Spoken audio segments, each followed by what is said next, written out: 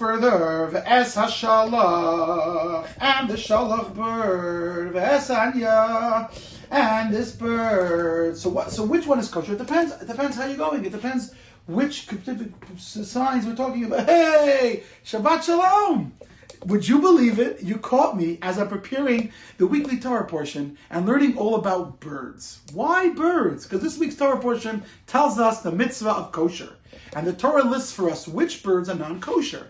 And that's what I'm doing right now. I'm in my office trying to learn all about birds and figuring out which birds the Torah is talking about. Let's zoom in for a moment on one fascinating bird I never knew much about. It's called the shalach, the cormorant. And the cormorant bird, Rabbi Google tells me, is a fascinating bird, that it's a large diving seabird. It just comes out of the sky and it dives sharply into the sea and pulls out its lunch for the day.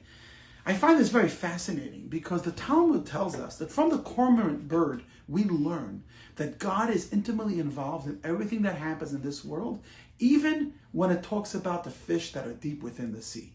I mean, just imagine the scene. You have a fish happily swimming on a Sunday afternoon, enjoying itself, when all of a sudden, out of nowhere, this cormorant bird comes from the sky and just scoops him up and eats him for dinner.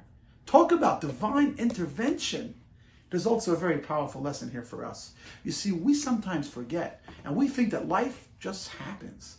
Things just happen. My friends, there is no such a thing as a coincidence. A coincidence is God's way of staying anonymous. A coincidence means that God is really the one who orchestrated and made that particular thing happen in your life. So just like the fish dip in the sea, suddenly can be taken up by this bird that appears out of heavens, because so chose God, so too, every experience we have in our own life is exactly the same. Nothing happens by chance. Nothing is bad luck or a mistake. Everything is coming from God. So, my dear friends, as we reflect upon the difficult year that we had, I encourage you to remember, let go and let God.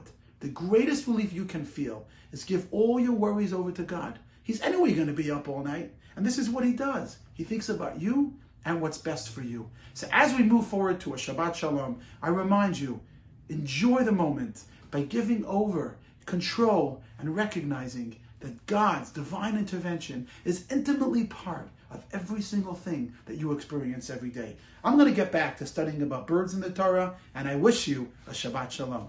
Ve'es ha'aliyah.